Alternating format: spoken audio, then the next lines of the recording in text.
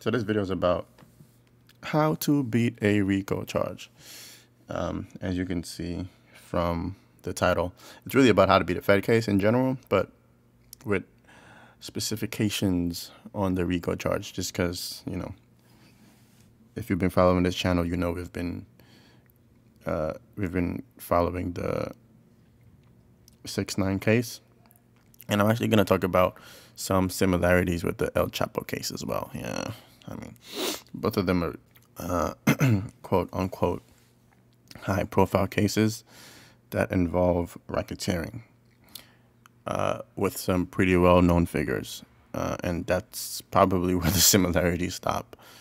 But yeah, I think it's a good point of discussion to talk about how do you beat the feds. You know, we've been hearing this whole time that the feds have a 97% conviction rate. And while that's true, that don't mean you can't beat the feds. They're not, nobody's unbeatable out here. So let's talk about it. First, I just think it's kind of funny how people, I mean, granted, if you do care about me, I appreciate that. I'm not trying to make fun of that, but people kind of told me to step back away from this because I am in New York. If you didn't know that, I mean, if you went on my Instagram, it's pretty, like you'll see that I'm in New York. So I'm very close physically to a lot of what's going on in both of these cases. So people are telling me, hey, you shouldn't be reporting on this. Be careful. These people that kind of stepped away from me because they legitimately believe that my life is in danger for covering these cases. And I don't think that's the case. And if it is, fuck it, like, who gives a fuck? It's like, fear is not a way to get me to stop doing something I want to do. You know, if I legitimately want to stop covering it, like I said in 2 videos ago, it would be because I just want to give the people involved the respect that they deserve to go through this alone without just being thrust into the public eye, because it can affect the case. It can affect the judgment. If you paint them a certain way publicly, it can affect the way they're sentenced, because there's, at the end of the day, they're judged by 12. They're judged by jurors of their peers. So it's people like me and you that look at them and look at the case and say if they think they're guilty or not. And public perception can actually sway those cases, whether you think so or not, especially when it comes to well-known people. So that would be the reason to get me to stop. Not that someone is coming for me or whatever. Like, yes, people have started to recognize me on the street and shit. You know, they're, oh, yo, you're Meezy, right? Like, not, you know, I'm not saying I'm famous, but like a couple people have kind of know who I am. But again, not going to stop me. So let's talk about how to beat this case, a case, right? And I think an important thing to note is that it starts before you get picked up. Like, once you get picked up, your chances of being in the case is down 90%, right? So beating the case starts before you get picked up, which may mean that it starts before you know that there's a case on you. So it just has to do with moving very carefully within your group, right? So if you're being tried for a RICO charge, more than likely you're in an organized gang. That's what RICO means, right? RICO is Racketeer Influence and Corrupt Organization Act. So it was made to really take down the mafia, but these days it's just any gang really can just be taken down by a RICO charge. The reason they had to invent it is because the mafia was so well organized, right? In New York, you're talking about the John Gottis and the La Cosa Nostras. Like, they were so organized that you couldn't get the head guy. You're gonna get the people serving nicks on the street or murdering on the street, right? That's the most you're gonna get, right? Maybe even the capo, but you're not gonna get the kingpin. So they invented RICO to basically go after everything else, like paper trail, stuff like that, which we're gonna get into. But I would say the first thing in beating a RICO charge is don't name your gang. Like, don't say we're the this, that, Treyway, La Cosa Nostra, like Brim, like whatever. Like, the second you name your gang, you've given it organization. Like, you've given it a structure. And that's probably the worst thing you could have in a RICO case. It's the best thing anywhere else, right?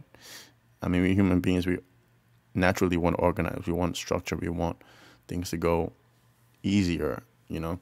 But in the RICO charge, that structure means that it can come crumbling down. It's basically a blueprint. You're giving them a blueprint to see who does what and where, right? So while, yeah, it's important to have structure, but like to have it in the sense that other people know who you are and they can recognize you by like tattoos or clothing or just like your name, you know what I mean? It's just not a good idea. You're giving ammo to the feds. Yeah, like, you know, people have aliases that's like, oh, this, that, like murder, like in your alias, you got murder in your alias. Like, come on. You don't think they know that? Or you have the name of your gang in your alias. Like, you're not helping your case. The other thing is don't record your shit. That was a huge thing in the 6ix9ine trial. And not so much El Chapo because he wasn't really recording shit. His kids do be on social media. Like a lot of these Mexican cartel, I mean, their parents kind of started it, and their kids are just spoiled rich kids who are seeing the money that comes from doing stuff like this. So they really be on social media just like any other rich celebrity kid would be. I mean, they blur their faces, but if you look up if you look up, just Google like El Chapo's kids or like any cartel kids, Instagram or social media, like they really do be putting up this shit, and they think that the feds aren't working with these companies, which we know now it's a fact. Just from the 6ix9ine trial, we know that they're working very closely with them. And if they really think that you have what they need in your social media, like your shit it's done. Instagram will give them what they want. Facebook will give them what they want. Google will give them what they want. The other thing is don't be the face of your organization. That's a really bad thing. I know it's very tempting to kind of be the number one in charge. That's the same thing John Gotti wanted to do. He wanted to be, you know, he came as he was like an enforcer, and he wanted to rise all the way to the top. So he was flashy with it. Like he was basically a mobster celebrity. Same with 6ix9ine, same with El Chapo. Like they wanted to be the face of it. They wanted to be in charge of it, which you can be in charge, but don't be the face. Don't be celebrity and gangster shit don't mix. So that's a bad idea because you give them, even if they don't have evidence in you, they know who to look for. They know who to target, and they can start just by knowing who you are. Because one of the biggest challenges for the feds and like when they're building a case is just knowing who is behind all of it, right? That's the first thing they probably want to discover, because then they can just work their way backwards into finding out how to stop you, right? If they catch some dude serving nicks on the street,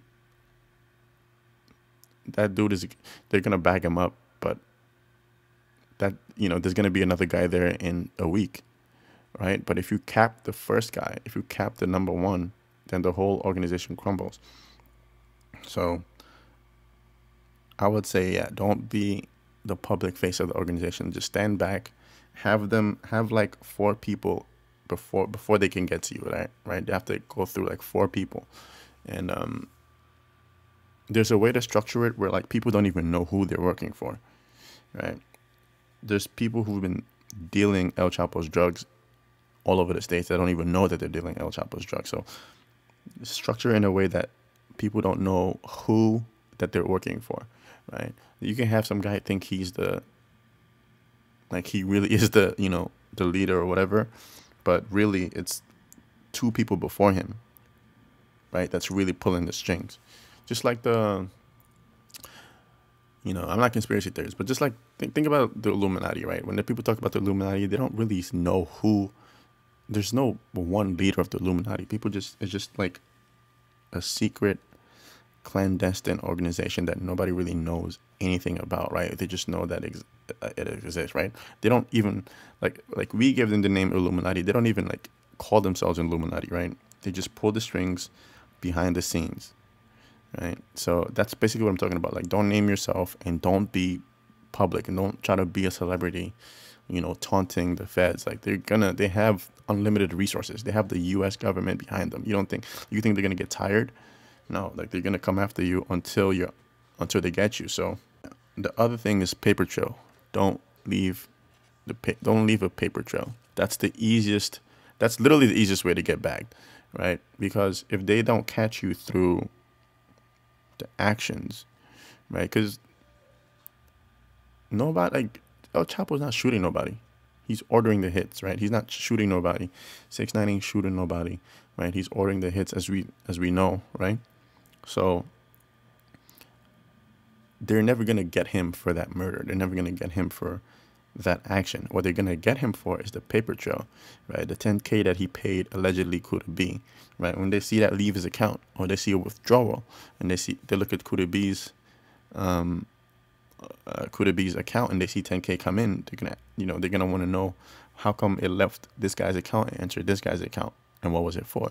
So that's really how they get people on the RICO charge. That's essentially how the RICO charge works. It goes from paper trail, because they really can't catch a lot of these people, at least the top guys, right? They don't catch them on doing the actual murders, because that's the whole point of having an organization, so you don't have to do it, right? There's a guy whose job it is to do it, so they just track the payments. Which leads me to the next point of keeping the violence out of it, right? If you really keep the violence out of the drug game, there's no way, like, you make it 3 times as hard to get caught, right? Because cops respond to bodies. They respond to dead bodies, right? There's a dead body in the street. It has to be investigated, right? Not necessarily, like, if you meet up someone who wants to buy some drugs, right? You sell them some drugs, and they give you money. Like, there's no reason the cop would know what just happened, right? It may be different in New York City because there's cameras everywhere, and literally it's a very over-policed city. But for the most part, cops don't investigate drug deals like that here. There's drug dealers that sell drugs broad daylight in the street with cops around. Like, I know for a fact, like, I live around this shit. So it's not, like, cops don't, I'm not saying they don't care. And obviously if you're selling like a crazy drug like heroin or some shit, like, they're gonna bag you. But if it's just sales, like, you make it very hard for anything to be found out. But when you start including like violence and murders and shit like that, they just have to investigate it. You shoot at somebody in Times Square, and you think that, like, New York City, you fucking kidding me? Like, ever since 9/11, like, the police presence in the city has freaking quadrupled. So you think you could get away with shooting somebody broad daylight in the city, and you think the cops won't investigate that shit? No, you're bugging. Not to mention there's cameras everywhere, but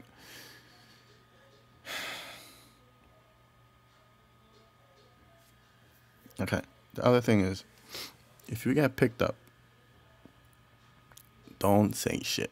That's just a great rule in general, right? If you get picked up, shut the fuck up until the evidence is presented to you, right?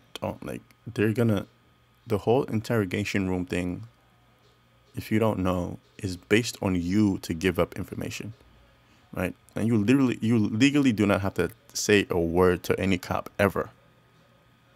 This is outside of a Fed case. I mean, ever. If a cop asks you, like, if a cop stops you, let's say you're driving, a cop stops you, right? And the cop says, where you going? You don't have to answer him. He says, can I see your ID? You don't have to give him your ID. I mean, granted, he's going to take you to the precinct, but you don't have to do anything that you don't, unless it's like a reasonable suspicion. Like, let's say a cop says, open your trunk. You don't have to open your trunk. A cop knocks on your home, tells you let him in. You don't have to do that legally. I'm serious. A cop takes you to interrogation room, starts asking you a question. You don't have to answer a single word, right? Because you have something called Miranda rights. So unless a lawyer's present, like, you have no business talking to the cops. So the mistake a lot of people make is that they start talking in the interrogation room, or they start talking at the point of arrest. Remember, they tell you, like, anything you say can and will be used against you in the court of law. That's not just a saying, that's a fact. So don't say shit until your lawyers get involved, and then your lawyer will tell you, hey, you're fucked in this case, or you can actually beat this case. A lot of people don't know that. So that is a very, good way of helping your chances in beating a Fed case. Granted, if you get picked up, they probably have a mountain of evidence against you already. But, you know, you take, again, that 3% chance you have, you got to take every single one of it. Just second to last point is you can try to beat them on a technicality, which means that you can try to basically say that your constitutional rights were violated. This is actually, you know how they say they have a 97% conviction rate? The 3%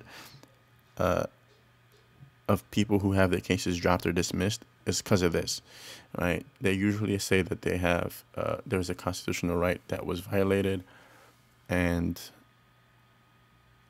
it's usually like an illegal search and seizure. That's usually what it is, and they have no choice but to drop the case because all the evidence is inadmissible in court.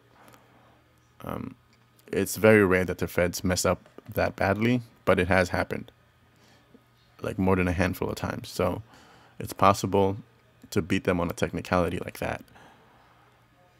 And last but not least,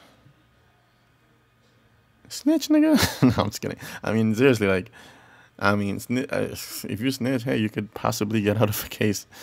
I mean, you're putting your life in danger and your family's life in danger. And if it's some shit that you willingly did with a group of people, you know, because the RICO charges, you're getting tried with co-defendants. You know, you have an organization just like El Chapo had, just like if you want to call Treyway a criminal organization, like you had a group of people. So if you get bagged and you're looking at them years and like, I don't want to do this fucking years, like I don't even know these people. I didn't grow up with these people. Like, I'm not taking these years for them. And you decide, hey, you want to snitch. It's not, I guess you're not technically beating the case. You're just kind of like lowering your sentence, or, you know, it's not technically beating the case, but it's winning in the sense that you don't get life or you don't get the death chair. Instead, you get like maybe 2 years. So you did beat it in that sense. So that would be the ways to beat a Fed case. What do you guys think? Do you think that, I mean, no, Chapo got bagged, but do you think that 6ix9ine is going to beat his case in terms of like time served? How many years do you think he's going to get? I mean, I pretty much said 2 months ago that I believe he was going to get freed because God loves 6ix9ine. And I mean, I got a lot of shit for that. But now we're getting news that, hey, there's a good chance that his sentence may be reduced or just taken away because of his cooperation. So let me know your thoughts. You guys are really good at kind of making me think, you know what I mean? Like the comments that I get on my videos, which I'm getting way more views than I ever thought I would, it's really hard to keep up with some of those comments, but I say I reply to 80% of them. So keep them coming. I love reading them. You know, on my downtime, I just go by and respond to comments and shit like that. Unfortunately, YouTube doesn't notify me when people comment on my videos, probably because there's a lot of them now. But it's, you know, I still go to my videos and try to comment and see what people are saying, and get back to people. So let me know. You know the deal. Like, share, subscribe, blah blah. Peace.